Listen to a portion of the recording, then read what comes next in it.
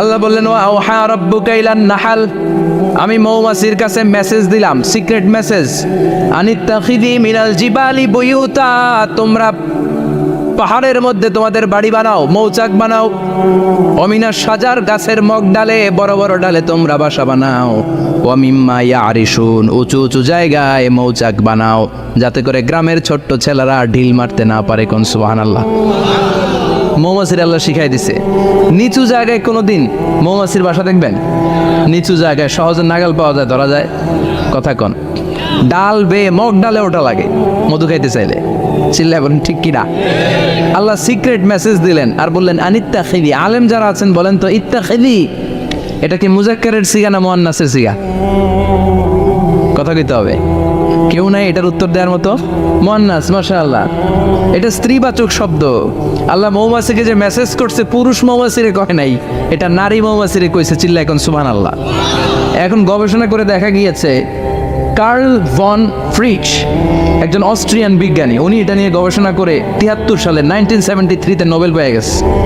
এই আয়াতের উপর গবেষণা করে আল্লাহ কেমন করে সিক্রেট মেসেজ দিয়েছেন, কেমন করে মৌমাছি মৌচাকের বাসা বাঁধে, কেমন করে মধু আহরিত হয়, এটার উপর গবেষণা করে উনি একটা বই লিখেছেন, দ্য ডান্সিং বিজ। নেচে যাওয়া মৌমাছিগুলো, নাচতে নাচতে যেতে থাকা মৌমাছিগুলোর উপর একটা বই লিখে, দ্য ডান্সিং বিজ লিখে উনি নোবেল প্রাইজ পেয়েছেন এই মধুর উপরে। চিল্লায় পড়েন আল্লাহু আকবার। এখন কোরআনের আয়াত থেকে বোঝা গেল আনিত্তাখিদি মিনাল জিবালি বুয়ুতা, আল্লাহ নারী মৌমাছিকে বলেছেন মৌচাক বানাও, তোমাদের মধু রাখার জন্য বাসা বানাও। কার্ল ভন ফ্রিচ গবেষণা করে পেয়েছে মৌচাকের বাসা বানানো হয়, মধু আহরণ করা হয়, যেই মৌমাছিটা নেতৃত্ব দেয় এটা পুরুষ মৌমাছি নয়, এটা হলো মহিলা মৌমাছি। কোন সুবহানাল্লাহ। পুরো মৌচাকের মধ্যে মধু আহরণ, মধু নেওয়া, পুরো প্রসিডিউরটা সারার জন্য কোনো পুরুষ মৌমাছি লিডিং দেয় না, লিডিং দেয় একটা নারী মৌমাছি, স্ত্রী মৌমাছি। এজন্য ইত্তাখিদ, ম্যাসকুলিন জেন্ডার ইউজ না করে আল্লাহ বলেছেন ইত্তাখিদি। নারী মৌমাছিকে আল্লাহ অ্যাড্রেস করে বলেছেন যাও মৌচাক বানাও আর এটার মধ্যে মধু আহরণ করো। চিল্লায় পড়েন আল্লাহু আকবার। আল্লাহ বললেন ইত্তাখিদি মিনাল জিবালি বুয়ুতা, পাহাড়ের মধ্যে ঘর বানাও, মিনাস সাজার গাছের বড় ডালের মধ্যে ঘর বানাও, ওয়ামিম্মা ইয়ারিশুন, উঁচু উঁচু জায়গায় ঘর বানাও। উনি গবেষণা পেয়েছেন এই মধুর মধ্যে অসাধারণ কিছু ন্যাচারাল অ্যান্টিসেপটিক আছে। কি আছে? Natural antiseptic. এটার নাম হচ্ছে প্রপিলিস। প্রপিলিস নামে একটা লিকুইড পাওয়া যায় মৌচাকের মধ্যে। এটা কাটা জায়গায় লাগা দিলে স্যাভলন ডেটল কিছু লাগানো লাগবে না। ওই প্রপিলিসের কারণে আপনার কাটা জায়গা এমনি শুকিয়ে যাবে। সুবহানাল্লাহ পড়েন। দ্বিতীয় বিশ্বযুদ্ধে রাশিয়ান যত সৈনিকরা যুদ্ধে আহত হতো, ওরা আলাদা করে অ্যান্টিসেপটিক খাইতো না, ওরা মধু আইনা লাগাই দিত আর সুস্থ হয়ে যেত। সুবহানাল্লাহ পড়ে। নিউজিল্যান্ডের কিছু বিজ্ঞানীরা আবিষ্কার করেছে মৌমাছির হুলের ভিতরে রেমিটিক ফিভারের অ্যান্টিবায়োটিক আছে। অনেকের বাত জ্বর হয়, বাতের ব্যথা থাকে না? থাকে, মুরব্বীদের বেশি হয়। ওই জায়গার মধ্যে যদি আপনি মৌমাছি এনে ঢুকাই দিতে পারেন, মৌমাছির হুল লাগাই দিতে পারেন, ভালো হয়ে যাবে। মৌমাছি যখন হুল ফুটে আরাম লাগে না অনেক? খাইছেন? কামড় খাইছেন? হ্যাঁ, মজা লাগে। তো নিউজিল্যান্ডের এই গবেষকরা এরা আবিষ্কার করেছে যে মৌমাছি যদি হুল ফুটিয়ে দেয়, ওইখানে বাতের ব্যথা থাকলে, বেদনা থাকলে এটা ভালো হয়ে যাবে। আমি নিজে দেখেছি, বিবিসি একটা ডকুমেন্টারি। ইজিপশিয়ান একজন ফিজিশিয়ান, চিকিৎসক, উনি ওনার বাতের ব্যথায় আক্রান্ত যত রুগীরা আছে ওদের গায়ের মধ্যে মৌমাছি এনে এনে নিজে নিজে হুল ফুটায়। তো রুগী চিৎকার মারে, ও মাগো, ও আল্লাহ গো, কিন্তু একদিন পরে ব্যথা নাই, আর কই ভালো হয়ে গেছি। সুবহানাল্লাহ কইবেন না? তো এই জন্য এই কার্ল ভন ফ্রিচ 1973-তে দ্য ডান্সিং বিজ লেখে গোটা বিশ্বকে তাক লাগিয়ে দিয়েছে। তার গবেষণার প্রতিটি পয়েন্ট কোরআনের আয়াতের সাথে মিলে যায়। চিৎকার করে পড়েন আল্লাহু আকবার। এই যে আমরা মধু খাই, এই মৌচাকের ভেতরে অন অ্যান অ্যাভারেজ অ্যারাউন্ড 60,000 মৌমাছি থাকে। 3 ভাগে, একটা হচ্ছে কুইন বি, একটা মেল বি, আর একটা হচ্ছে ওয়ার্কার বি। একটা থাকে রানী মৌমাছি, এর নেতৃত্বে সবাই চলে। আর একটা থাকে মেল বি, পুরুষ মৌমাছি, বংশ বাড়ানোর জন্য এদের কাজে লাগে। আর সব হচ্ছে ওয়ার্কার বি, সবাই কাজ করে। আল্লাহ বললেন সুম্মা কুলি মিন কুল্লি সামারাত ফাসলুকি সুবুলা রাব্বিকি যুলুলা। আল্লাহ সিক্রেট মেসেজ দিয়ে বললেন গাছের উপরে বাসা বাঁধ, পাহাড়ের উপরে মৌচাকের বাসাবাদ, উঁচু উঁচু জায়গায় তোমরা তোমাদের বাসা বাঁধো। সুম্মা কুলি মিন কুল্লি সামারাত, এরপর এলাকার যত মিষ্টি মিষ্টি ফুল আছে, ফল আছে, ওখান থেকে রস নিয়ে আসো। সুবহানাল্লাহ। পুষ্পরস সংগ্রহ করে মধুগুলো, এটার বলে sweet nectar. They collect the sweet nectar from the flowers. এবং মধুর মধ্যে এত চমৎকার জিনিস থাকার কারণ হচ্ছে মৌমাছিগুলো ওই এলাকার সব ধরনের ফুল, ভালো ভালো সুগন্ধযুক্ত ফুল ফল থেকে রস নিয়ে আসে। তো ওই গাছগুলোর মধ্যে বনাজি গাছ আছে না নাই, ঔষধি গাছ আছে না নাই, এজন্য মধুরে বলা হয় সব রোগের ঔষধ। যত বনাজি ঔষধি গাছের নির্যাস আর পুষ্পরস আছে সব আল্লাহ মধুর ভিতরে ঢুকায়া মধুকে আল্লাহ ন্যাচারাল ভ্যাকসিন বানিয়ে দিয়েছেন। চিল্লায়ে পড়েন আল্লাহু আকবার। আল্লাহ বললেন সুম্মা কুলি মিন কুল্লি সামারাত, সব ফল আর ফুল থেকে এই নেকটার পুষ্পরস নিয়ে আসো। ফাসলুকি সুবুলা রাব্বিকি যুলুলা, যেমন যেমন গিয়েছিলা পথ চিনায় আবার ফিরে আসো। ইয়াখরুজু মিন বুতুনিহা শারাব, এরপর তাদের পেট থেকে বের হয় শারাব। মুখতালিফুন আলওয়ানু, এক একটা মধুর কালার হয়ে যায় এক এক রকম। কোন সুবহানাল্লাহ। সরষে ফুলের মধু একটু সাদা সাদা হয় না? আমি হচ্ছি মধু খাওয়ার পোক। আমি দেশে বিদেশে যেখানে গিয়েছি ফ্রেশ হানি আমি অনেক খুঁজেছি। ইয়ামানি একটা মধু পাওয়া যায়, ইয়ামানের সাওয়াহিলি এলাকায়, পাহাড়ি এলাকায়, একেবারে কুচকুচে কালো। আবার অনেক মধু আছে কিছুটা খয়েরি এবং হলুদ বর্ণের, কিন্তু সরষে ফুলের যে মধুটা এটা অনেকটা সাদা। এই পুষ্পরস নিয়ে মৌমাছিগুলো মৌচাকের মধ্যে ঢেলে দেয় না, এগুলো খেয়ে ফেলে।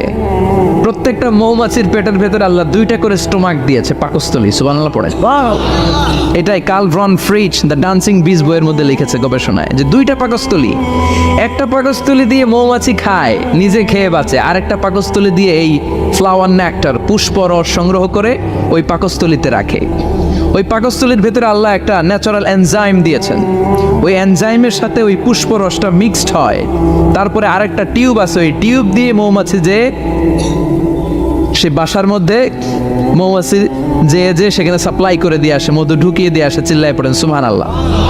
তার মানে বিষয়টা এমন না ফুলের রস নিয়ে মৌচাকের দিয়ে আসলো, ফুলের রস সে নেয়, তার স্পেশাল একটা স্টোমাকের মধ্যে ঢুকায়, সেখানে এনজাইম দিয়ে পাচক রস দিয়ে আল্লাহ এটাকে সমৃদ্ধ করে দেয়। তারপর আলাদা একটা নল দিয়ে টিউব দিয়ে মৌচাকের ভেতরে ঢুকিয়ে দেয়। কোন সুবহানাল্লাহ। কি অসাধারণ পদ্ধতিতে আল্লাহ মধু বানালেন। আর কি সুন্দর মধু হাতের মধ্যে লয়া জিব্বা দিয়া চাটে আর গান গায়, মধু হই হই বিষা বাইলা। আছে না নাই? আল্লাহর শুকরিয়া নাই? মধু খায় আর গান গায়, মধু হই হই বিষা বাইলা, অনহারণে ভালোবাসার দাম নদিলা। আছে না নাই? ডাকাই তাই মধু খেয়ে শুকরিয়া করতে হবে কার? বসো, চিৎকার করে বলেন শুকরিয়া করতে হবে কার? আল্লাহ বললেন ইয়াখরুজু মিন বুতুনিহা, এটা মধু সরাসরি চলে আসে না, ওর পেট থেকে বের হয়। মুখতালিফুন আলওয়ানুহু, বিভিন্ন রঙের মধু আছে না নাই? ব্ল্যাক কালারের মধু হয়, হোয়াইট হানি হয়, অর্গানিক হানি হয়, ক্রিমড হানি হয়। কত ধরনের মধু যে আল্লাহ পৃথিবীতে রেখেছে তার ইয়ত্তা নাই। এরপর আল্লাহ বললেন ফিহি শিফাউন লিন্নাস, মধুর ভেতরে শিফা দিয়েছে কে? এজন্য বিশ্বনবীর খাদ্য তালিকার মধ্যে মধু আছে না নাই? বিশ্বনবী সুগন্ধযুক্ত ওলা মধু খেতেন, দুর্গন্ধযুক্ত ওলা কোনো মধু মুখে নিতেন না। সুবহানাল্লাহ। বিশ্বনবীর জামানায় মাগাফির নামে একটা মধু ছিল, দুর্গন্ধযুক্ত, এটা কখনো বিশ্বনবী মুখে নিতে চাইতেন না। সুগন্ধযুক্ত মধু সবসময় বিশ্বনবী খেতেন। বিশ্বনবীর স্ত্রীরা এই সুগন্ধিযুক্ত মধু বোতলের মধ্যে প্রিজার্ভ করে রাখতেন বিশ্বনবীকে দেওয়ার জন্য। বিশ্বনবী প্রাণ ভরে এগুলো পান করতেন। সুবহানাল্লাহ। বিশ্বনবী যে সমস্ত খাদ্যগুলো পছন্দ করতেন হাদিসে এসেছে, বিশ্বনবী রুটি খেতেন, খেজুর খেতেন, খেজুর, খেজুর চিনেন? বালাহ, তামার, দুধ খেতেন, এই মধু খেতেন, জব খেতেন, বার্লি খেতেন, লাউ খেতেন, রুম্মান, ডালিম ফল, আনার ফল, আনার চিনেন? আনার, এই আনার খেতে পছন্দ করতেন বিশ্বনবী। মাশরুম খেতেন, মাশরুম, মাশরুম চিনেন? ব্যাঙের ছাতার মতো। রেস্টুরেন্টে ইদানিং মাশরুমের স্যুপ পাওয়া যায়, এটা খাবেন। যাদের চোখের জ্যোতিতে সমস্যা, দৃষ্টিতে সমস্যা খাবেন। হাদিসে এসেছে আল কামআতু মিনাল মান ওয়া মাউহা শিফাউন লিল আইন। মাশরুম হলো মান্না সালোয়ার মতো খাবার। মাশরুমের স্যুপ যারা খাবে, চোখের জ্যোতি যাদের কম তাদের চোখের জ্যোতি বাড়িয়ে দিবে কে? বুখারীর বর্ণনা কানা রাসূলুল্লাহ ইউহিব্বুল হালাওয়া ওয়াল আসাল, বিশ্বনবী মিষ্টান্ন খেতে বড্ড পছন্দ করতেন, আবার বিশ্বনবী বেশি বেশি মধু খেতে পছন্দ করতেন। সুবহানাল্লাহ। কোরআনে দুইটা জিনিসের ক্ষেত্রে আল্লাহ শিফা যোগ করেছেন, যে দুইটা জিনিসের সাথে সম্পৃক্ত হলে শিফা। এক হচ্ছে কোরআন পড়লে শিফা, অনুনাজ্জিলু মিনাল কোরআনি মা হুয়া। আবার কোরআনে এই আয়াতের ক্ষেত্রে বলা হয়েছে শিফা ফিহি শিফাউন লিন্নাস। এজন্য সাইয়েদনা ইবনে মাসউদ এই উম্মাকে উদ্দেশ্য করে বলেছেন আলাইকুম বিশিফাইন, তোমাদের উচিত দুইটা জিনিস থেকে শিফা নেয়া। এক হলো কোরআন, দুই হলো আসাল মানে মধু। কোন সুবহানাল্লাহ। কোরআন তেলাওয়াত করলে অসুস্থরে সুস্থ করে দেয় কে? সূরা ফাতিহা তেলাওয়াত করলে অসুস্থকে সুস্থ বানিয়ে দেয় কে? আবার মধু খেলে সুস্থ বানিয়ে দেয় কে? মধু খেয়ে প্রশংসা করবেন কার? নাকি মধু হই হই বিষাবাইলা বলবেন এগুলো কখনো? খাঁটি মধু খেতে হবে। খাঁটি মধু চিনার উপায় হচ্ছে এটাতে পিঁপড়া জমে না, এটা ফ্রিজে রাখলে জমাট বাঁধে না, এটাতে দুর্গন্ধ হয় না। এক গ্লাস পানির মধ্যে এক ড্রপ মধু ছেড়ে দিলে এটা পানির সাথে না মিশে একেবারে নিচে চলে যায়। খাঁটি মধু খেতে হবে। তাহলে ফিহি শিফাউন লিন্নাস, কত কিছু দিয়ে যে আল্লাহ এটাকে সমৃদ্ধ করেছেন। এটার মধ্যে গ্লুকোজ আছে, এটার মধ্যে সুক্রোজ আছে, ফ্রুকটোজ আছে, প্রোটিন আছে, মিনারেলস আছে, ক্যালসিয়াম আছে, ভিটামিন আছে। খাইলেই শরীর গরম হয়ে যায়। সুবহানাল্লাহ। এজন্য শীতকালে বেশি বেশি খাবেন, জাম্পাল লাগবে না। শীতকালে মধু খেয়ে রাত্রেবেলায় বের হবেন, আর মাফলার পেঁচিয়ে বের হওয়া লাগবে না। সুবহানাল্লাহ পড়েন। তার মানে আল্লাহ বললেন ইয়াসিন ওয়াল কোরআনিল হাকিম, বিজ্ঞানময় কোরআনের কসম। কোরআনের ভেতরে বিজ্ঞান আছে না নাই? বিজ্ঞানের কথা এই তো শুরু করলাম, আজকে সারা রাত বিজ্ঞানের কথা বলবো। থাকবেন কতক্ষণ? হ্যাঁ, স্লোগান দেন লিল্লাহি তাকবীর। এরপরে আল্লাহ বললেন গোলাম ওয়া ইন্না লাকুম ফিল আনআমি লাইবরা, প্রাণীকুলের দিকে নজর করে তাকাও। প্রাণীকুলের মধ্যে আমি তোমাদের জন্য নিদর্শন রেখেছি। নুসকিকুম মিম্মা ফি বুতুনিহি, এই প্রাণীকুলের পেট থেকে একটা চমৎকার জিনিস আমি বের করে দেই, এটার নাম হচ্ছে দুধ। এটা কি? দেখেন, একই আয়াতের মধ্যে আল্লাহ মধুর কথাও বললেন, আবার দুধের কথাও বললেন। দুধটা কিভাবে হয়, উৎপন্ন হয়, মধু কেমনে হয়, ইঞ্চি ইঞ্চি কথা এই কোরআনের ভেতরে তুলে ধরলেন কে? আল্লাহ বললেন মিমবাইনি ফারসিউ আদামিল লাবানা, গোবর আর রক্তের মাঝখান দিয়ে আমি দুধ বের করি। সুবহানাল্লাহ পড়েন। আমরা যাই এই গাভীর ওলান টানা শুরু করি সকালবেলা বিসমিল্লাহ বলে, কিন্তু কেমনে যে এটা আসে ওইদিকে নজর নাই। ডাকাত বিসমিল্লাহ বলে শুরু করে না, দুধ খাই আলহামদুলিল্লাহ পড়ে না, আছে না নাই? আল্লাহ বলেন মেকানিজমটা শোনো কেমনে আমি খাওয়াই। আল্লাহ বললেন মিমবাইনি ফারসি ওয়া দামিল লাবানা, গোবর আর রক্তের মাঝখান দিয়ে আমি দুধ বের করে দেই। সুবহানাল্লাহ। গরু যে ঘাস খায়, এই ঘাস থেকে রক্ত হয় আর গরুর গোবর হয়। পেটের একদিকে থাকে গোবর, আরেক দিকে থাকে রক্ত। রক্ত দুর্গন্ধ, গোবরও দুর্গন্ধ। রক্তও নাপাক, গোবরও নাপাক। এই দুই নাপাক আর দুর্গন্ধের মাঝখান দিয়ে সুগন্ধযুক্ত দুধ বের করে দেয় কে? আল্লাহ বললেন মিমবাইনি ফারসি ওয়া দামিল লাবানা, গরু যে খাবারগুলো খায় ওই খাবারের এক পাশ দিয়ে গোবর হয়ে যায় আর এক পাশ দিয়ে রক্ত হয়ে যায়, মাঝখান দিয়ে দুধ বের করে দেয় কে? What a amazing mechanism of discharging milk from animal's body. What a amazing mechanism. একদিক দিয়ে গোবর দুর্গন্ধ, আরেক দিক দিয়ে ঘাস খাওয়ার কারণে রক্ত হয়, মাঝখান দিয়ে দুধ বের হয়ে যায়। সুবহানাল্লাহ। আবার বাছুর ছাড়া দুধ পাওয়া যায় না। গাভী আছে কার কার? হাত তোলেন তো। বাছুর ছাড়া দুধ পাওয়া যায়? শুধু গাভী, বাছুর নাই, দুধ আসবে? আবার এই যে বিশাল বড় ওলান, 20 কেজি দুধ দেয় প্রতিদিন, এই ওলান কাটলে দুধ পাওয়া যায়? এক ফোঁটা দুধও ওলানটা কেটে টুকরা টুকরা করলে আপনি পাবেন না। এটা আলাদা মেকানিজম। এটা ভিতর থেকে একটা নির্যাস, বাছুর নিয়ে দুইটা ঢু মারবেন, ওই নির্যাস দিয়ে দুধ বেরোতে থাকবে গোবর আর রক্তের মাঝখান দিয়ে। চিৎকার করে পড়েন আল্লাহু আকবার। এজন্য বিশ্বনবী বলতেন বেশি বেশি দুধ খাও। দুধ হলো সুষম খাদ্য। পৃথিবীতে আবিষ্কৃত যত খাবার আছে, দুধের চাইতে ভালো খাবার আছে নাকি? কথা কন। মানুষ পানি খেয়ে 3-4 দিন বাঁচে জানেন, আর পানির মধ্যে লবণ দিলে 7-8 দিন বাঁচতে পারবেন। আর দুধ পাইলে আজীবন বাঁচবে না। দুধ খেয়ে যদি হজম করতে পারেন, দুধ খেয়ে হজম করতে পারলে আজীবন বেঁচে যাবেন। সুষম খাদ্য। বিশ্বনবী যে রাতে মেরাজে যাবেন, সিদরাতুল মুনতাহা পার হওয়ার পরে বিশ্বনবীর পরীক্ষা শুরু হলো। বিশ্বনবীকে বুখারীর বর্ণনা 3টা গ্লাস দেয়া হলো। কাদাহ ফিহি লাবান, এক গ্লাসের মধ্যে দুধ ছিল, ওয়া কাদাহ ফিহি আসাল, আর এক গ্লাসের মধ্যে ছিল মধু, আর এক গ্লাসের মধ্যে ছিল মদ, কাদাহুন ফিহি খামার। বিশ্বনবীকে 3টা গ্লাস দিয়ে বলা হলো নবী চুজ করেন কোনটা নেবেন। এক গ্লাসে মধু, আরেক গ্লাসে দুধ, আরেক গ্লাসের মধ্যে বিশ্বনবীকে দেয়া হলো মদ। বিশ্বনবী বললেন যে এই গ্লাসের ভেতরে দুধ আছে, আমি ওই পেয়ালাটা নিলাম। সাইয়েদনা জিব্রাইল বললেন ইয়া রাসূলুল্লাহ আখাস্তাল ফিতরা, আপনি যেমন নিছেন তেমন। সুবহানাল্লাহ কইবেন না? বিশ্বনবী দুধ খেতে পছন্দ করতেন, আর বিশ্বনবী বলতেন আলাইকুম বি আলবানিল বাকার, বেশি বেশি গরুর দুধ খাবা, ফাইন্নাহা তুরাম্মু মিনাল আশজার, কেননা এটা সবুজ লতা পাতা ঘাস পাতার নির্যাস। গরু কি খায়? ঘাস খায় না? এই ঘাসের নির্যাস হচ্ছে দুধ। বিশ্বনবী বলতেন বেশি বেশি দুধ খাবা। ফিহি শিফা, এর মধ্যে শিফা আছে। ফি লাবানিহা শিফা ওয়া লুহুমিহা দা, গরুর দুধে আছে শিফা, গরুর গোশতের মধ্যে আছে রোগ। সুবহানাল্লাহ। কত বড় ফিলোসোফার বিশ্বনবী। বিশ্বনবী বলে গিয়েছেন গরুর দুধ বেশি খাও, কিন্তু গোশ বেশি খাইও না। আর আমরা গরুর গোশ পাইলে কোপায় ফেলাই। সাদা ভাত আর ঝাল গরুর মাংস যদি হয়, ওই যে অনেকের জিহ্বায় পানি চলে আসছে। সুবহানাল্লাহ কইবেন না? বিশ্বনবী বলতেন দুধ খাও, গোশ খাইও কম। গরুর গোশত কম খাবা, গরুর দুধ বেশি খাবা, সুস্থ রাখবে কে? আবার বিশ্বনবী মায়েদেরকে বলেছেন ও মায়েরা, সন্তান হওয়ার পরে 2 বছর দুধ খাওয়াবা। আল্লাহু আকবার। ওয়াল ওয়ালিদাতু ইউরদি'না আওলাদাহুন্না হাওলাইনি কামিলাইনি লিমান আরাদা আন ইউতিম্মার রাদাআ। সন্তান যারা পেয়েছো মায়েরা, বোনেরা, 2 বছর দুধ খাও, সন্তানদের সুস্থ রাখবে কে? বাচ্চা ডেলিভারির পরপরই আল্লাহ তাআলা মায়ের বুকে একটা দুধ দেয়, এটাকে বলে শাল দুধ। এটা হচ্ছে বাচ্চার জীবনের প্রথম প্রাকৃতিক টিকা। সুবহানাল্লাহ কয় না? এটা বেবির জীবনে ন্যাচারাল প্রাকৃতিক টিকা, প্রতিষেধক আল্লাহ দিয়ে দিয়েছে। আপনার বাচ্চাকে টিকা দিন, স্লোগান আছে না?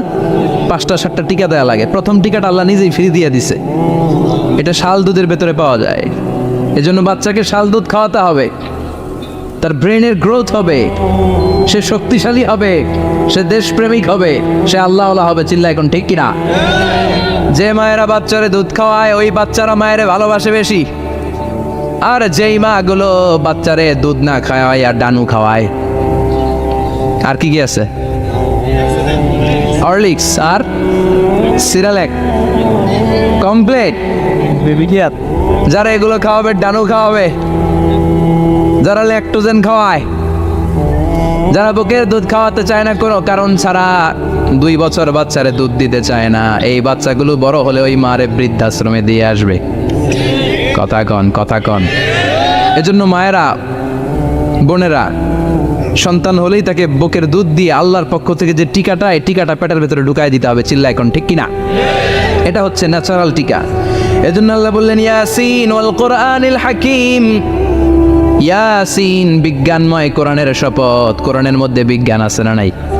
অভাব নাই। কয়টা শুনবেন? আল্লাহ কসমোলজির কথা বলেছে, অ্যাস্ট্রোলজি কথা। কসমোলজি হচ্ছে সৃষ্টি তত্ত্ব। কসমোলজি কি? সবাই বলেন কসমোলজি কি? আল্লাহ বললেন আওয়ালাম ইয়ারাল্লাযীনা কাফারু আন্নাস সামাওয়াতি ওয়াল আরদা কানাতা রাতকান ফাফাতাকনাহুমা। কাফেররা কি দেখে না মহাবিশ্বের সব কিছু একসাথে মিলে ঝিলে ছিল, বিশাল এক বিস্ফোরণের মাধ্যমে আমি মহাবিশ্ব তৈরি করেছি। সুবহানাল্লাহ। আদিতে, শুরুতে কিন্তু সব আকাশ, বাতাস, জমিন, চন্দ্র, সূর্য, নক্ষত্র, গ্রহ, নীহারিকা পুঞ্জ, গ্যালাক্সি, ব্ল্যাক হোল, সব কিছু মিলেমিশে একসাথে ছিল। এটার ঘনত্ব ছিল খুব বেশি। মহাবিশ্বের সব কিছু ছিল একটা বিন্দু। এটাকে বিজ্ঞানীরা নাম দিয়েছে দ্য সিঙ্গুলারিটি, মহা একত্ব। এরপর একটা প্রচন্ড বিস্ফোরণের মধ্য দিয়ে মহাবিশ্ব সৃষ্টি হয়েছে। এটার ওরা নাম দিয়েছে বিগ ব্যাং থিওরি। কি নাম? স্টিফেন হকিং মারা গেছে না গত বছর নাকি? হ্যাঁ, বছর খানিক আগে মারা গিয়েছে। সবচেয়ে বড় পদার্থবিজ্ঞানী ছিল। সে একটা বই লিখেছে, from the brief history of time, a brief history of time from big bang two black hole. সেখানে সে প্রমাণ করেছে কোরআনের এই আয়াত, কানাতা রাতকান, মহাবিশ্বের সবকিছু একটা বিন্দু ছিল। চাঁদ, সূর্য, গ্রহ, তারা সব কি ছিল?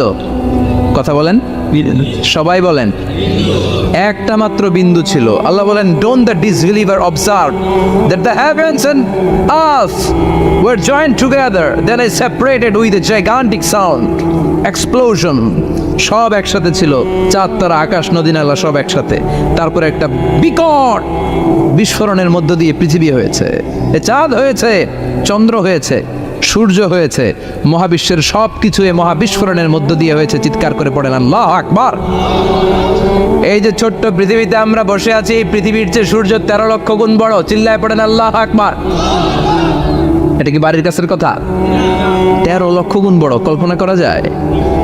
তার মানে কি সূর্যই সবচেয়ে বড়? না, সূর্যের চেয়ে অনেক বড় বড় তারা আছে। ব্যাটেলজিউস নামে একটা তারা আছে মহাকাশে, যেটা যে সূর্য পৃথিবীর চেয়ে 13 লক্ষ গুণ বড়। এই ব্যাটেলজিউস তারা সূর্যের চেয়ে 33 কোটি গুণ বড়। এই ব্যাটেলজিউস তারাটাই কি সবচেয়ে বড়? না, এর চেয়েও কত বড় তারা যে আছে কোনো হিসাব নাই। এরকম বিশাল বিশাল তারা ঘুরতে ঘুরতে মাওয়াকিউন নুজুম, ব্ল্যাক হোল নামে একটা রেঞ্জ আছে।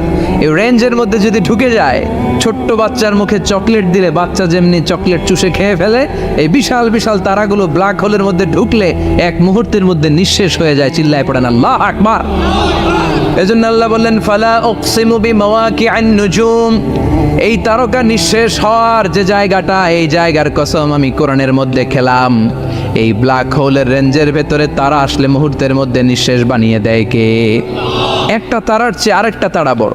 এরকম হাজার কোটি তারা মিলে আমাদের গ্যালাক্সি। এই গ্যালাক্সির নাম হচ্ছে মিল্কি ওয়ে। কি নাম?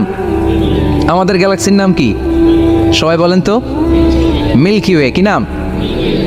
এরকম একটা গ্যালাক্সি না, লক্ষ কোটি গ্যালাক্সি আছে। আমাদের গ্যালাক্সির পরে সবচেয়ে কাছের গ্যালাক্সির নাম অ্যান্ড্রোমেডা। কি নাম? এই অ্যান্ড্রোমেডা গ্যালাক্সি আমাদের গ্যালাক্সি থেকে 2.5 মিলিয়ন লাইট ইয়ার দূরে, মানে 25 লক্ষ লাইট ইয়ার। সুবহানাল্লাহ কইবেন না? আলোর গতি হচ্ছে পৃথিবীতে সবচেয়ে বেশি বর্তমান সময় পর্যন্ত, জানেন? সেকেন্ডে কত মাইল? 1,86,000 মাইল। এক সেকেন্ডে আলো ছুটে 1,86,000 মাইল বেগে। এত বেগের কোনো প্লেন বা রকেট নিয়ে যদি আপনি আমাদের গ্যালাক্সি থেকে মিল্কি ওয়ে থেকে অ্যান্ড্রোমেডাতে যেতে চান, তাহলে আপনার 25 লক্ষ বছর লেগে যাবে। সুবহানাল্লাহ বাড়িতে যাই বললেন। এরপর আল্লাহ বললেন, ওয়াস-সামা বানাইনাহা বিআইদিন ওয়া ইন্না লামুসিউন, আকাশ আমি বানালাম, গ্যালাক্সি আমি বানালাম। বানানোর পর থেকে সবগুলোর আমি প্রশস্ত করতে শুরু করে দিলাম। সব ছিল ক্ষুদ্র, একটা বিন্দুর মধ্যে আমি বিস্ফোরণ করলাম একটা আওয়াজ দিয়ে। আওয়াজটা ছিল কুন। আওয়াজটা ছিল কি? জোরে কন, আবার কন। কুন ফায়া ইন্নামা আমরুহু ইযা আরাদা শাইআন আন ইয়াকুলা লাহু কুন ফায়াকুন। আল্লাহ যখন কিছু করতে চান শুধু বলেন কুন, শুধু বলেন বি। কোন মানে বি, ইট ওয়াজ, এটা হয়ে যায়। হ্যাঁ, বলতে দেরি। এই মহাবিস্ফোরণের নেপথ্যে যে শব্দটা ছিল সেটা ছিল কুন। সেটা ছিল কি? আল্লাহ কুন বলতে দেরি, মুহূর্তের মধ্যে বিগ ব্যাং, বিশাল এক্সপ্লোশন, তারপর থেকে মহাবিশ্ব ছড়াচ্ছে। আল্লাহ বলছেন এই কোরআনের ভেতরে বলে দিয়েছেন, ওয়া ইন্না লামুসিউন, আমি এই মহাবিশ্বকে, এই গোটা ইউনিভার্সকে আমি প্রতিনিয়ত সম্প্রসারিত করছি। প্রতিনিয়ত এটা বড় হচ্ছে, সম্প্রসারিত হচ্ছে। চিল্লায় বলেন আল্লাহু আকবার। আজ থেকে মাত্র 20 বছর আগে এটা তারা আবিষ্কার করেছে। এটা কোন সাল? 2020 বছর পেছনে গেলে কত? 1998, তাই না? এই 1998 সালে তারা আবিষ্কার করেছে সুপারনোভা কসমোলজি প্রজেক্ট। এই সুপারনোভা কসমোলজি প্রজেক্টে তারা এই সিদ্ধান্তে এসেছে যে মহাবিশ্ব কোন নামক এক বিস্ফোরণের পর থেকে যে সম্প্রসারিত হচ্ছে, আজ পর্যন্ত এটা শুধু বাড়ছে আর বাড়ছে, অ্যাক্সেলারেটিং হচ্ছে, এক্সপান্ডিং হচ্ছে, এটা কমছে না। কিয়ামত পর্যন্ত এটা বাড়তেই থাকবে। চিৎকার করে পড়েন আল্লাহু আকবার। এজন্য আল্লাহ বললেন, ইয়াসিন ওয়াল কোরআনিল হাকিম, বিজ্ঞানময় প্রজ্ঞাময় কোরআনের শপথ। এই কোরআনের ভেতরে আমি কসমোলজির কথা বলেছি, অ্যাস্ট্রোলজির কথা বলেছি, জিওলজির কথা বলেছি, ফিজিক্সের কথাও বলেছি। সুবহানাল্লাহ। ফিজিক্স মানে কি? পদার্থ। পদার্থের সবচেয়ে বড় উপাদান হচ্ছে লোহা। লোহার কথা কিন্তু কোরআনে নাই। আছে? কই আছে? হ্যাঁ, সূরাতুল হাদিদ, লোহার নামে একটা সূরা দিয়েছে আল্লাহ কোরআনে। সুবহানাল্লাহ পড়বেন না? সূরার নাম সূরাতুল হাদিদ। সূরার নাম কি? চিল্লায় বলেন সূরার নাম সূরাতুল হাদিদ। হাদিদ মানে লোহা। আল্লাহ বললেন ওয়া আনজালনাল হাদিদা ফীহি বাসুন শাদীদ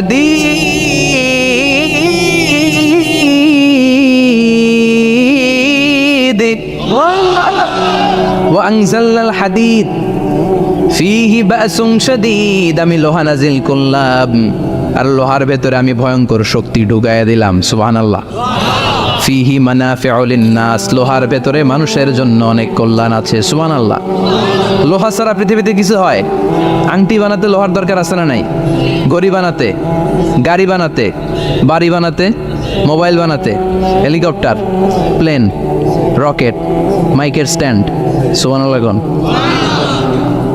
এমন কোনো জিনিস নাই যেটার মধ্যে লোহা লাগে না। এজন্য আল্লাহ বললেন এই লোহার নামে আমি একটা সূরা ডেডিকেট করলাম, ওয়া আনজালনাল হাদিদ ফিহি বাসুন শাদীদ।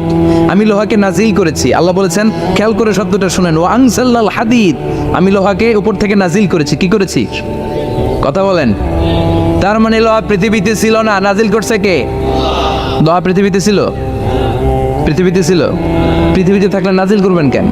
এই যে কোরআনটা পৃথিবীতে আগে ছিল না, নাজিল করছে কে? কোন ফেরেশতাকে দিয়ে? সাইয়েদনা জিবরাইল। কোন নবীর উপর? বিশ্বনবী মুহাম্মদুর রাসূলুল্লাহ। আল্লাহু আকবার। তার মানে ওই পৃথিবীতে ছিল না, আল্লাহ উপর থেকে নাজিল করেছেন। নুজুল মানে উপর থেকে নিচের দিকে আসা। এই নুজুল শব্দ ব্যবহার করে আল্লাহ বললেন ওয়া আনজালনাল হাদিদ, লোহাকে আমি নাজিল করেছি। তার মানে লোহা পৃথিবীর উপাদান নয়, লোহা এসেছে উপর থেকে। কোন সুবহানাল্লাহ। বিজ্ঞানীরা, পদার্থবিদ যারা গবেষণা করে এটাই পেয়েছেন, লোহা আসলে পৃথিবীর না। লোহা পৃথিবীতে উৎপাদন করা হয় নাই। লোহার যে মলিকিউল, অণু আছে, লোহার একটা অণু তৈরি করার মতো ক্ষমতা পৃথিবীর নাই। ইভেন এই সৌরজগতের কোনো কিছুর নাই। সূর্যের তাপেও লোহা তৈরি হতে পারে।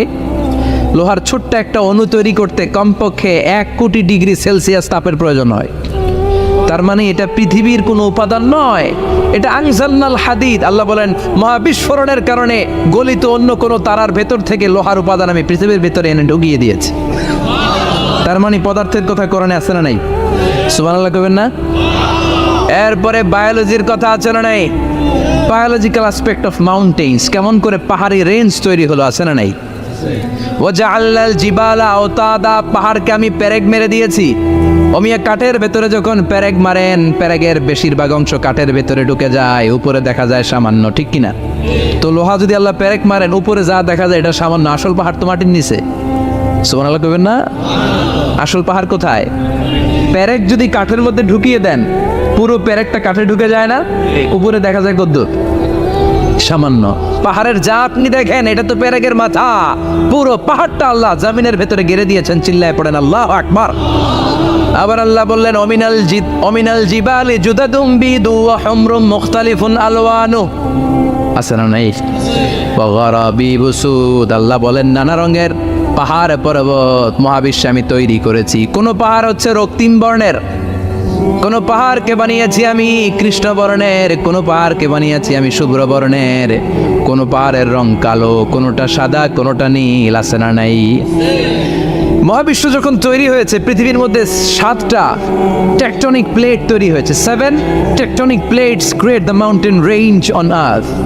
পৃথিবীতে এই পাহাড় তৈরির কারণ হচ্ছে 7টা প্লেট। এগুলোর 7 টেকটনিক প্লেট বলে। এই প্লেটগুলোর কারণে পৃথিবীতে এই রং বেরঙের পাহাড় তৈরি হয়েছে।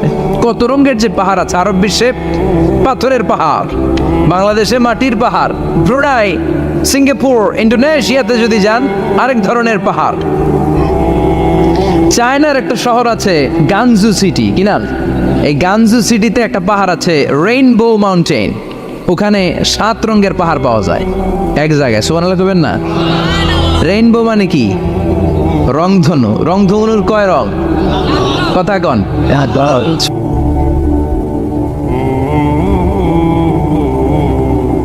ছোটবেলা আমরা মুখস্থ রাখতাম বেনিয়া সহ গলা, বেতে বেগুনি, নিতে নীল, হাতে আসমানি, শতে সাদা, হতে হলুদ, কতে কালো, লাতে লাল। সুবহানাল্লাহ নাই? মনে রাখার কি অসাধারণ পদ্ধতি।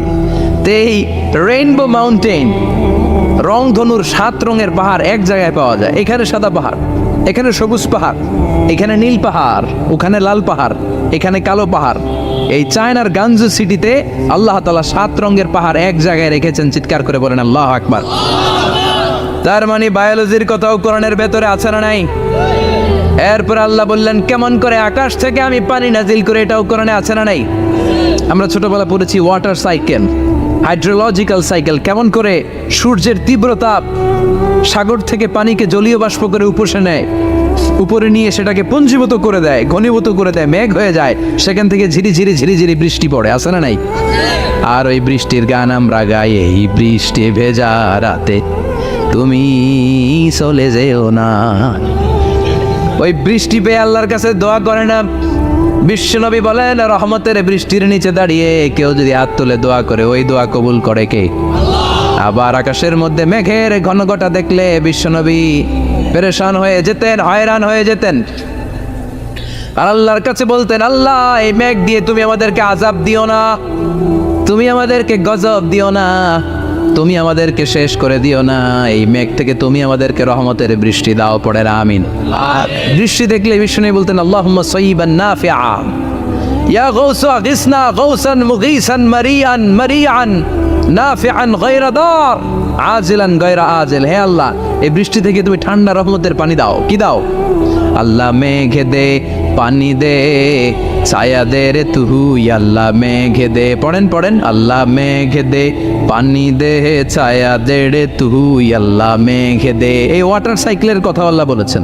আলাম তারা আন্নাল্লাহ ইউসজি সাহাবান, কাফের নাস্তিক যেগুলো সমাজের আবর্জনা খড়কুটা, ওরা কি দেখে না কেমন করে আমি বাতাসকে জলীয় বাষ্প করে আকাশে তুলি, বায়ুমণ্ডলে নিয়ে যাই, সুম্মা ইউআল্লিফু বাইনাহুম, জলীয় বাষ্পগুলারে তখন আমি ঘনীভূত করি, সুম্মা ইয়াজআলুহু রুকামান, এরপরে আমি মেঘে পরিণত করি, ফাতারাল ওয়াদকা ইয়াখরুজু মিন খিলালিহি, তারপর মেঘের ভেতর থেকে ঝিরিঝিরি ঝিরিঝিরি বৃষ্টি নাজিল করে কে? আবার আল্লাহ বললেন পানি থেকে আমি পৃথিবীর সব প্রাণগুলারে বানালাম, ওয়াজআলনা মিনাল মাই কুল্লা শাইইন হাইয়া ফালা ইয়াকিলুন, পানির ভেতরে থেকে সব প্রাণের উৎপত্তি পৃথিবীর মধ্যে ঘটিয়ে দিয়েছে কে? বিজ্ঞানীরা স্বীকার করেছে পৃথিবীতে যত প্রাণ পাওয়া যায়, যত প্রাণের ব্লুপ্রিন্ট পাওয়া যায়, সব এসেছে পানি থেকে। চিৎকার করে বলেন কোত্থেকে? পানি নাই তো প্রাণ নাই, পানিও আছে প্রাণও আছে, কোন সুবহানাল্লাহ। বিজ্ঞানীদের ধারণা, তারা ধারণা করে বলেছে পৃথিবীর প্রথম প্রাণীর নাম হচ্ছে অ্যামিবা। কি নাম? ওরা বলেছে এটা এককোষী জীব, it's a very small unicellular organism found ever in the world. পৃথিবীতে পাওয়া প্রথম এককোষী প্রাণীর নাম হচ্ছে অ্যামিবা। এটা এসেছে শৈবালের মতো, এরপরে জুপ্লাঙ্কটন, ফাইটোপ্লাঙ্কটন, ব্যাকটেরিও প্লাঙ্কটন, একটার পর একটা স্পিসিজ প্রজাতি পৃথিবীতে ডেভেলপ করেছে, কোন সুবহানাল্লাহ। এই পানির কথা কোরআনের ভেতরে বলে দিল কে? এই জন্য আল্লাহ বললেন ওয়াল কোরআনিল হাকিম, বিজ্ঞানময় কোরআনের শপথ। এই কোরআনটা বিজ্ঞানের ঠাসা, এই কোরআন আশ্চর্যের শেষ নাই, এই কোরআন কোনোদিন পুরাতন হয় না। এই কোরআনের ভেতরে আল্লাহ দিয়েছেন হেদায়েতের মশাল, আর কোরআনটাকে বানিয়েছেন বিজ্ঞানের সুউচ্চ মিনার, জোরে কোন সুবহানাল্লাহ। তার মানে কোরআনে আমরা কি পেলাম? দুধের কথা পেলাম, মধুর কথা পেলাম, কিভাবে ডায়েট করবেন সেটা আমরা পেলাম, আমরা কসমোলজি পেলাম, অ্যাস্ট্রোলজি পেলাম, বায়োলজি পেলাম, ফিজিক্স পেলাম, ওয়াটার সাইকেল পেলাম। এবার পাতালপুরীর কথার দরকার আছে না নাই? পৃথিবীর একেবারে গভীরতম গভীরে কি আছে? এটা কিন্তু কোরআনে নাই, আছে। পৃথিবীর মাঝখানে যে উত্তপ্ত লাভা আর আগুন, এটা আপনারা জানেন? পৃথিবীর উপর দিয়ে আমরা ঠান্ডা পৃথিবীতে ঘুরে বেড়াই, কিন্তু এর ভিতরে কিন্তু আগুন, লাভা। আল্লাহ কোরআনের মধ্যে ফুটন্ত টকবগে সাগরের কসম খেয়েছেন। আল্লাহ বলেছেন ওয়াল বাহারিল মাসজুর,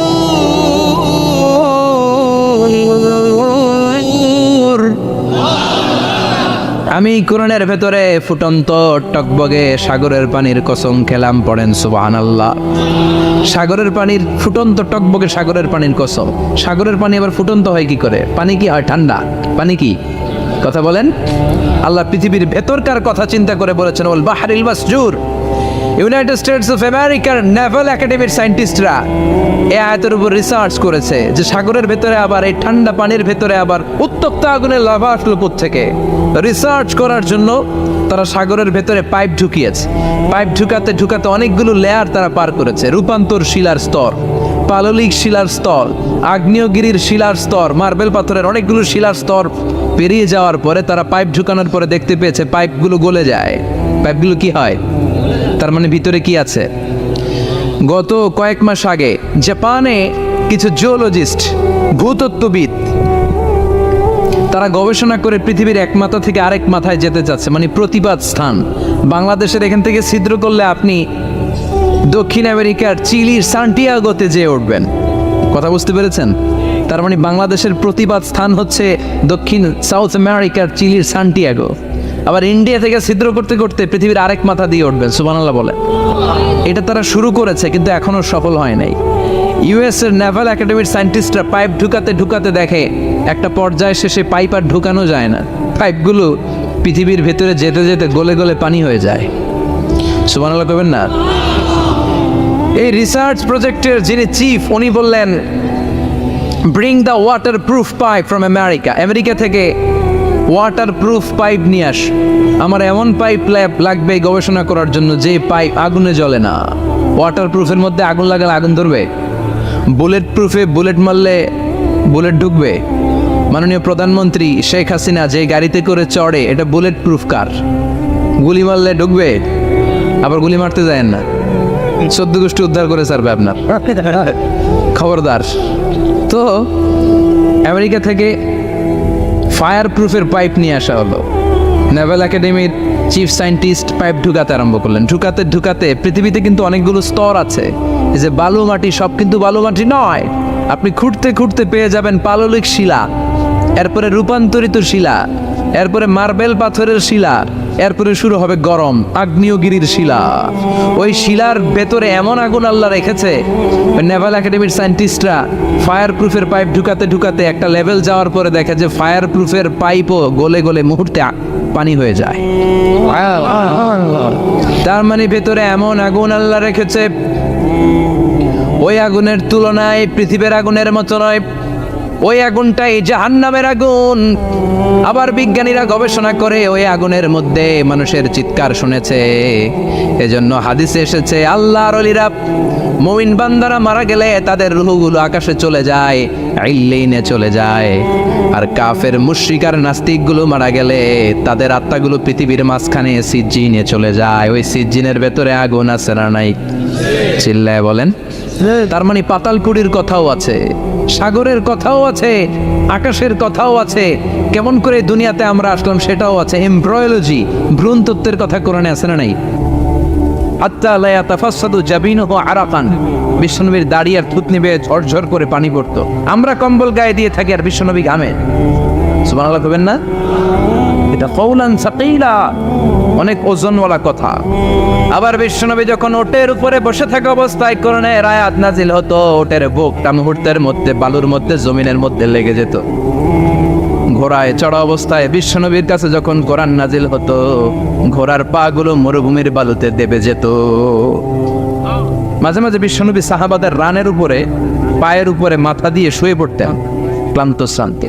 যায়েদ বিন হারেসা, বিশ্বনবীর পালক পুত্র, তার পায়ের উপরে মাথা রেখে বিশ্বনবী একবার কথা বলতে বলতে ঘুমিয়ে পড়লেন।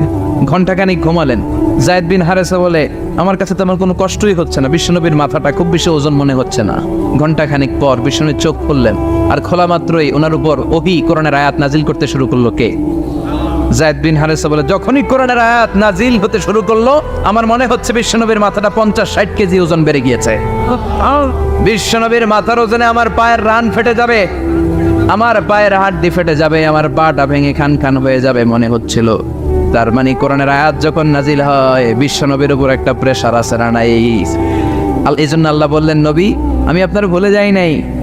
কাফেররা যেমনি আপনারে গালি দেয় যে আমি আপনারে ভুলে গিয়েছি, আপনার উপর আমি অসন্তুষ্ট, নেভার, অসম্ভব। আমি আপনার উপর কখনো অসন্তুষ্ট নই, বরং আমি ইচ্ছা করি আপনার উপর থেকে প্রেশার কমিয়ে দেওয়ার জন্য কয়েকদিন ইচ্ছা করে আপনারে ছুটিতে রাখছি। সুবহানাল্লাহ পড়েন। যাতে করে আবার এনার্জি গায়ে নেওয়ার পরে নতুন করে কোরআনের আয়াত রিসিভ করার জন্য আপনি সক্ষম হন। চিল্লায় পড়তে হবে আল্লাহু আকবার। এজন্য আল্লাহ বললেন ওয়াদ-দুহা والليل إذا سجى ما ودعك ربك وما قلى وللآخرة خير لك من الأولى এরপর আল্লাহ বললেন নবী وللآخرة خير لك من الأولى and verily indeed the hereafter is far better for you than this dunya এই দুনিয়ার চেয়ে আপনার জন্য আখিরাতটা অনেক দামি খায়রুল লাকা মিনাল উলা এই দুনিয়ার চেয়ে আখিরাতটা অনেক শ্রেষ্ঠ। এতে আল্লাহ বললেন দুনিয়ার চেয়ে আখিরাত শ্রেষ্ঠ, আর এক আয়াতে আল্লাহ বললেন দুনিয়ার চেয়ে আখিরাত হলো স্থায়ী, ঠিক কি না? বাল তুফিরুনাল হায়াতাদ দুনিয়া ওয়াল আখিরাতু খায়রুন ওয়া আবাকা। তোমরা দুনিয়ার জীবন নিয়ে পাগল পাড়া হয়ে থাকো, আল্লাহ বললেন দুনিয়ার জীবনের চাইতে আখিরাতের জীবন শ্রেষ্ঠ এবং স্থায়ী, ঠিক কি না? কার কথা? দুনিয়া স্থায়ী না আখিরাত স্থায়ী? দুনিয়া শ্রেষ্ঠ না আখিরাত শ্রেষ্ঠ? কিন্তু আমরা কোনটার পিছনে দৌড়াই? খালি দুনিয়া দুনিয়া। দুনিয়া কে মজা লে লো দুনিয়া তোমারি হে, কিন্তু জান্নাত কে মজা লে লো জান্নাত তোমারি হে, ওইটা কয় না? আছে না নাই? দুনিয়ার পেছনে পাগল হয়ে আমরা পড়ে থাকি। এই দুনিয়ার জীবনটা একটা মায়াজাল, এটা একটা মরিচিকা। এই মরিচিকা, এই ধোঁকা, এই লালসা আর এই মায়াজালের পেছনে আমরা ছুটছি। ছুটতে ছুটতে হুট করে একবার কবরের ভিতরে ঢুকতে হবে, কথা বলে, তখন আমাদের টনক নড়বে। এজন্য দুনিয়া মুমিনদের জন্য শ্রেষ্ঠ আর স্থায়ী জায়গা নয়। মুমিনের আসল জায়গা হচ্ছে আখিরাত। মুমিনের শান্তি আর কল্যাণের জায়গা হচ্ছে আখিরাত। জান্নাত হচ্ছে মুমিনের শেষ ঠিকানা। চিৎকার করে বলেন ঠিক কি না? সেটাই বিশ্বনবীরে বললেন নবী, কাফির মুশরিকদের কথা আপনি কান দিবেন না, ওদের কথায় হতাশ হবেন না, নিরাশ হবেন না, হাল ছাড়বেন না, ভরসা রাখবেন কার উপর? কারণ ওয়ালাল আখিরাতু খায়রুন লাকা মিনাল উলা। এই দুনিয়ার জীবন ক্ষণস্থায়ী জীবন, চিরকালীন জীবন হলো আখিরাত। নবীরে কিভাবে আশ্বাস দিতেছে দেখছেন, অ্যাসিউরেন্স করতেছে, কনফার্মেশন। এই সূরাটা যে শান্তির সূরা, মোটিভেশনের সূরা, অনুপ্রেরণার সূরা, ইন্সপাইরেশন যে জায়গায়, প্রতিটা আয়াতে আপনি ইন্সপাইরেশন পাবেন। তো প্রতিটা আয়াতে আপনি উজ্জীবিত হবেন, সজীব হবেন, এনথিউজিয়াস্টিক এন্ড এনার্জেটিক হবেন, আপনি এনার্জি ফিরে পাবেন। আলহামদুলিল্লাহ পড়েন। এরপরে বিশ্বনবীর আরো খুশি করার জন্য আল্লাহ বললেন ওয়ালা সাউফা ইউতিকা রাব্বুকা ফাতারদা। ও নবী, অচিরে এমন এমন জিনিস আমি আপনারে দান করব, এগুলো পেয়ে আপনি খুশি হয়ে যাবে। কে বলে? কারে বলে? শুনতেছেন? বুঝতেছেন? কষ্ট হচ্ছে না তো? ওয়ালা সাউফা ইউতিকা রাব্বুকা ফাতারদা।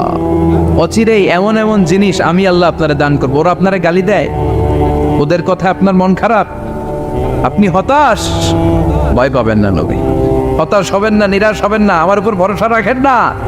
এমন এমন জিনিস আমি আপনারে দেব, ফাতারদা, ওগুলো পেয়ে আপনি খুশি হয়ে যাবেন। সুবহানাল্লাহ পড়েন। আল্লাহর কাজই হলো বিশ্বনবীরে খুশি রাখা। Verily I'm gonna give you something that will make you happy. এমন জিনিস আপনারা দেব নবী, আপনি খুশি হয়ে যাবেন। আল্লাহর কাজই হচ্ছে বিশ্বনবীর খুশি রাখা। যেখানে বিশ্বনবীর মন খারাপ, ওইখানে বিশ্বনবীর আল্লাহ আছে না নাই? বিশ্বনবীর উপাধি দিয়েছেন আল্লাহ হাবিবুল্লাহ, কি দিয়েছে? আর সাইয়েদনা ইব্রাহিমের উপাধি খলিলুল্লাহ। দুইজনই আল্লাহর প্রিয়, দুইজনই উলুল আজমি মিনার রুসুল। কিন্তু খলিল মানেও বন্ধু, হাবিব মানেও বন্ধু। খলিল মানে এমন বন্ধু যেই বন্ধু আল্লাহরে খুশি করার জন্য কাজ করে, আর হাবিব মানে এমন বন্ধু যেই বন্ধুরে খুশি রাখার জন্য আল্লাহ নিজেই কাজ করে। কি শান, কি মান এই নবীর, আর ওই নবীরে গালি দেয়। এগুলো জাহান্নামের নরকীট আর পিতৃ পরিচয়হীন জারদ সন্তান।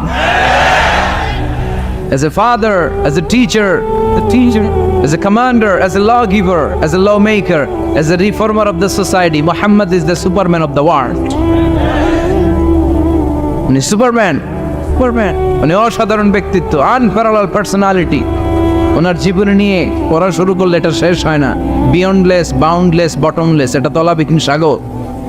বিশ্বনবীর জীবনী একটা সাগর, কিন্তু সাগরের কি নাই? সুবহানাল্লাহ কইবেন না? এই বিশ্বনবীর খুশি রাখা কার কাজ? যেখানে বিশ্বনবী হতাশ, যেখানে বিশ্বনবীর মন খারাপ, বিশ্বনবীর মন ভালো করে দেয় কে? এজন্য আল্লাহ বললেন ওয়ালা সাউফা ইউতিকা রাব্বুকা, অচিরেই আপনার রব আপনাকে এমন এমন জিনিস দান করবে নবী, এগুলো পেয়ে আপনি খুশি হয়ে যাবেন। কিভাবে নবীর আল্লাহ খুশি রাখবে শুনবেন? শুনবেন দেখেন, খেয়াল করে বুঝতে হবে কিভাবে আল্লাহ তাআলা বিশ্বনবীকে খুশি করেন। দেখেন বিশ্বনবীর প্রথম কোথায় খুশি করলেন? বিশ্বনবী মক্কার জমিনে দাওয়াতি কাজ যখন শুরু করলেন, তিনি দেখলেন বিশ্বনবী খুব ভালো অ্যানালাইসিস করতে পারতেন। তিনি মক্কার সোসাইটিটাকে, সমাজটাকে বিশ্লেষণ করে অ্যানালাইজ করে উনি দেখলেন যে এই মক্কায় দাওয়াতি কাজের একটা শক্ত অবস্থান নিতে হলে 2 জন লোকের একজন আমার চাই। সুবহানাল্লাহ পড়েন। কি বিশ্লেষণ শক্তি, কি চিন্তা শক্তি! উনি ঘেটে ফেললেন, উনি বুঝে ফেললেন সবাইকে দেখে যে 2 জনের একজন আমার সাথে না থাকলে আমার দাওয়াতি কাজ চালানো কষ্ট হয়ে যাবে। এজন্য গভীর রাতে তাহাজ্জুদের নামাজ শেষে আল্লাহর কাছে কেঁদে কেঁদে বিশ্বনবী দোয়া করে, আল্লাহুম্মা আইজ্জাল ইসলাম বি আহাব্বির রাজুলাইনি ইলাইক। আল্লাহ 2 জন লোকের, যেই লোকটারে তোমার দরবারে মকবুল মনে হয়, ভালো লাগে, পছন্দ হয়, তাদের একজনকে ইসলামের ভেতরে ঢুকিয়ে দিয়ে ইসলামকে তুমি বিজয় দান করে দাও। ও আল্লাহ, 2 জনের একজনকে আমার চাই। একজন হলো আবি জাহাল ইবনে হিশাম, হিশামের বেটা আবু জাহাল, আও উমর ইবনুল খাত্তাব, অথবা খাত্তাবের বেটা উমর। সুবহানাল্লাহ পড়েন। সাথে সাথে দোয়া কবুল করলো কে? কার জন্য করলো? নাকি আবু জাহেলের জন্য? আবু জাহেলের চোখের সামনে পর্দা ছিল, ও পর্দা সরায় না। ওর অন্তরে পর্দা, ও পর্দা উঠে সত্যটা দেখতে চায় না। এজন্য ওর জন্য গোটা বিশ্ববাসীর আছে ঘৃণা। ও যেখানে মারা গেছে, ওর যেখানে জন্মস্থান, ওইখানে সৌদি সরকার ল্যাট্রিন বানায় থুইছে, ঘৃণার প্রতীক। ওইখানে তো অন্য কিছু বানাইতে পারতো, ল্যাট্রিন বানাইতে যাবে কেন? গোটা বিশ্বের মানুষ যায় যেন এটা ভরাই দিয়ে আসতে পারে। কথা বলেন। এই বেয়াদবটার জন্য আল্লাহ দোয়া কবুল করে নাই। ওমরে ফারুক রাগী ছিলেন, কিন্তু সত্য প্রকাশে, সত্য গ্রহণে আপোষহীন। সত্য দেখলেই উনি মেনে নিতেন। এটা জাহেলি যুগে ওনার মধ্যে এই গুণ ছিল। আল্লাহু আকবার। বিশ্বনবী কেঁদে কেঁদে দোয়া করে, আল্লাহ মক্কার জমিনে এই 2 জনের একজন যদি কালেমা না পড়ে, মক্কার জমিনে দাওয়াতি কাজ চালিয়ে যাওয়া কঠিন হয়ে যাবে। হয় হিশামের বেটা আবু জাহেল কিংবা খাত্তাবের বেটা ওমরকে তুমি ইসলামে ঢুকাও। আল্লাহ ওমরের জন্য দোয়া কবুল করলেন। বিশ্বনবী তখনও বুঝতে পারেন এই দোয়াটা কার জন্য কবুল। হঠাৎ ওমরে ফারুক বিশাল একটা নাঙ্গা তলোয়ার নিয়ে বিশ্বনবীকে হত্যা করার জন্য ছুটে এলো। বিশ্বনবী তখন মক্কার আরকাম ইবনে দারুল আরকামের ঘরে সাফা পাহাড়ের পাদদেশে লুকিয়ে লুকিয়ে দাওয়াতি কাজ করতেন। আশেপাশে সাহাবীরা বসে। বিশ্বনবীর চাচা হামজা ইবনে আব্দুল মুত্তালিব বললেন, নবী তাড়াতাড়ি পালিয়ে যান, ওই যে দেখা যায় ওমরে ফারুক তলোয়ার নিয়ে আপনারে মারতে আসছে। বিশ্বনবী বললেন, চাচা সরে যান। সাহাবীদেরকেও সরে যেতে বলেন, দরজাটা খুলে দেন, ওমরকে আসতে দেন। আমার তো মনে হচ্ছে ওই যে তাহাজ্জুদের নামাজ পড়ে আল্লাহর কাছে কেঁদে কেঁদে আমি দোয়া করেছি, আমার দোয়াটা আজকে কবুল হতে চলেছে। আমার তো মন বলছে আল্লাহ দোয়াটা কবুল করবে। দরজা খুলে দেয়।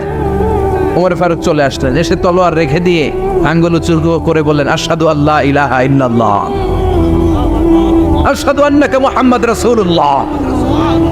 ঝিনুকের ভেতর লুকিয়ে থাকে যেমন মতি, ঝিনুকের ভেতর লুকিয়ে থাকে যেমন মতি, কালমা শাহাদাতে আছে আল্লাহর জ্যোতি, কালমা শাহাদাতে আছে আল্লাহর জ্যোতি। সুবহানাল্লাহ পড়েন।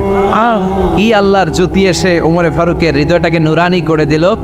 এই তলোয়ার রেখে ঘোষণা দিলেন, আশহাদু আল্লা ইলাহা ইল্লাল্লাহ ওয়া আশহাদু আন্নাকা মুহাম্মাদ আবদুল্লাহ ওয়া রাসূলুহু। বিশ্বনবী খুশি হয়ে গেলেন। ফাতারদা ওয়ালা সাওফা ইউতিকা রাব্বুকা ফাতারদা। ও নবী, অচিরে এমন এমন জিনিস একটার পর একটা আমি আপনারে দান করব, এগুলো পেয়ে আপনি খুশি হয়ে যাবেন গো নবী। আপনার অন্তরে দুঃখ, কষ্ট, হতাশা, আপসেট হওয়ার মানসিকতা, ফ্রাস্ট্রেশন কিছু আল্লাহ রাখবো না। ওয়ালা সাওফা ইউতিকা রাব্বুকা ফাতারদা। অচিরে এমন এমন জিনিস আমি আল্লাহ আপনারে দেব, আপনি খুশি হয়ে যাবেন। ওমরে ফারুকের ইসলাম ধর্ম গ্রহণ করানোর মাধ্যমে বিশ্বনবীর মনটারে খুশি করে দিল কে? ফাতারদা। বিশ্বনবী খুশি হয়ে গেলেন। পাইছেন আল্লাহ কিভাবে বিশ্বনবীর খুশি করে? সুবহানাল্লাহ পড়বেন না? এরপরে বিশ্বনবী মক্কা থেকে তায়েফে দাওয়াত দিতে গেলেন। কোথায়?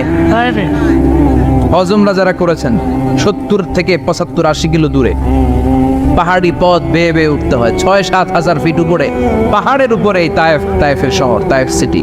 ঠান্ডা, ওইখানে গেলে মনেই হবে না এটা সৌদি আরব। ওইখানে জ্যাকেট লাগে, কি লাগে? জ্যাকেট। বিশ্বনবী কষ্ট করে 80 কিলোমিটার পথ পাড়ি দিয়ে তায়েফের ছেলেদেরকে দাওয়াত দিতে গেলেন। কিন্তু বিশ্বনবীর দাওয়াতি এই ডাকে, এই আহ্বানে তারা সাড়া দেয় নাই। বিশ্বনবীর এই দাওয়াতকে তারা রিজেক্ট করেছে, বিশ্বনবীকে পাথর মেরেছে, বিশ্বনবীর মোবারক দেহটাকে রক্তাক্ত করেছে। আমার নবীর এই সুন্দর দেহটা বেয়ে বেয়ে ঝরঝর করে রক্ত ঝরেছে। তায়েফের মাটি সাক্ষী, তায়েফের পাথর সাক্ষী, 3টা জায়গায় বিশ্বনবী বেহুশ হয়েছে। এখনো ওখানে গেলে স্থানীয় লোকরা বলে, বংশ পরম্পরায় ওরা জেনে এসেছিল যে এই জায়গাগুলোতে বিশ্বনবীকে আঘাত করা হয়েছে। এখনো লোকজন দেখায় এখানে পড়েছিল বিশ্বনবী, ওখানে পড়েছিল, ওখানে পড়েছিল, ওই খেজুর বাগানে বিশ্বনবী লুকিয়েছিল, আজও ওখানে খেজুর বাগানই করে রাখছে। আল্লাহু আকবার পড়েন। খেয়ে না খেয়ে দিন প্রচারের কাজে নিজেকে দিয়েছ বিলিয়ে, তায়েফের কাফিরেরা চিনল না সে আলো, দুষ্ট ছেলেদের পিছু দিল লেলিয়ে, পাথরের আঘাতে ক্ষত বিক্ষত হয়ে সারা শরীর থেকে রক্ত ঝরে। হে রাসূল তোমাকে ভুলি আমি কেমন করে, হাজার ব্যথা বেদনার পরে ফিরে আসনি তুমি আপন ঘরে, দিনের আলো তুমি ছড়িয়ে দিতে চলে গেলে মদিনায় মক্কা ছেড়ে। হে রাসূল তোমাকে ভুলি আমি কেমন করে, হে রাসূল তোমাকে ভুলি আমি কেমন করে। ঠিক কি না? পাথর মেরে বিশ্বনবীকে রক্তাক্ত করা হলো। বিশ্বনবী রক্তাক্ত, বিশ্বনবীর সাহাবা সাইয়েদনা যায়েদ রাদিয়াল্লাহু তাআলা আনহু কুয়া থেকে পানি এনে বিশ্বনবীর গা থেকে রক্তগুলো ছেড়ে ফেলে দেয়। বিশ্বনবীর গায়ের মধ্যে পানি দিয়ে হাত পাগুলো ধুইয়ে দেয়। বিশ্বনবী কাঁদে, কাঁদে, রহমতের নবী কাঁদে, আরেকজনের জন্য কাঁদে, নিজের কোনো লাভ নাই। মায়ের খাইছে, ওরা যেন বাঁচে জাহান্নামের আগুন থেকে। সুবহানাল্লাহ কইবেন না? ওদেরকে বাঁচাইতে আসছিল জাহান্নামের মায়ের থেকে, জাহান্নামের শাস্তি থেকে ওদেরকে বাঁচানোর জন্য নবী মায়ের খেয়েছে। চিল্লা এখন ঠিক কি না? কেঁদে কেঁদে বিশ্বনবী হয়রান। যায়েদ রাদিয়াল্লাহু তাআলা আনহু বিশ্বনবীর সান্ত্বনা দেন, নবী কাঁদবেন না। হামলাতুল জিবাল, পাহাড় রক্ষী ফেরেশতারা এসে বলে, নবী আপনি শুধু অর্ডার করেন, এই যে পাহাড়ের গিরিপথ, এই 2টা গিরিপথ, এই 2টা পাহাড় এমন ভাবে 2 দিক থেকে চাপা দেব গো নবী, তায়েফের সবগুলো ছেলের মুহূর্তের মধ্যে ধূলিসাৎ করে দেব। বিষ্ণু বললেন, না, আমি ক্ষমা করে দিলাম, আমি ক্ষমা করে দিলাম। আমার গায়ের উপরে যারা অত্যাচার করে এর কোনোটার প্রতিশোধ আমি নেই না, আমি শুধু প্রতিশোধ নেই যারা ইসলামের বিরোধিতা করে। চিল্লায় বলেন ঠিক কি না? বিশ্বনবীকে আঘাত করা হয়েছে, তার গায়ে শারীরিক কষ্ট, এটার শাস্তি বিশ্বনবী দিতেন না, কখনোই দিতেন না, ক্ষমা করে দিতেন। কিন্তু ইসলামকে মারাত্মকভাবে যদি ইসলামের বিরুদ্ধাচরণ কেউ যদি করত, শুধু তাদের উপর বিশ্বনবী তলোয়ার চালাতেন। চিৎকার করে বলতে হবে ঠিক কি না? বিশ্বনবী কাঁদলেন। কে দেখে বিশ্বনবীর কান্না, নিজের জন্য কাঁদে না, ওদের জন্য কাঁদে। আর বললেন, না ফেরেশতারা ওদেরকে তোমরা মেরে ফেলো না, হয়তো ওরা কালিমা পড়ে নাই, ওদের ভবিষ্যৎ প্রজন্মদের মধ্য থেকে কেউ না কেউ কালিমার বাণী পড়বে। তাই হয়েছে। তায়েফে গেলে হৃদয়টা ঠান্ডা হয়ে যায়। মসজিদ আর মসজিদ, মসজিদ আর মসজিদ, আল্লাহ ওদের ভিড়।